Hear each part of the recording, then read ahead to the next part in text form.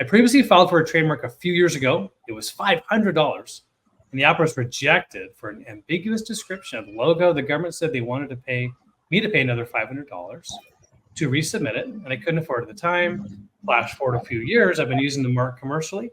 The other week, I got a call from a sketchy Indian guy, telling me someone else has filed for my mark, and they can stop it if I pay a large chunk of money, a portion of which is opposition. I play along because I'm curious, but this guy gives me the number of a guy who apparently wants to file it, and I talk to him first. Another guy who knows absolutely nothing about the name of the mark. Is this a scam?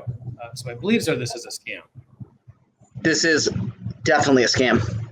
Okay. So yeah, in the last 6 months, these types of scams have become rampant. I've been at this for 13 years. And clients used to always get these official looking letters from the WTP, whatever the heck that is, right? They're all scams. And that was, distracting enough for most trademark clients, but now they're actually getting calls from caller ID USPTO from an examiner claiming they owe additional money, which they don't. So this is a scam. If you are represented you would know that, especially if you had an attorney, because if you're represented by counsel at the USPTO, no one is allowed to contact you, in terms of the government, other attorneys, anything kind of like that, because you're represented by counsel. So you don't get bothered by these folks.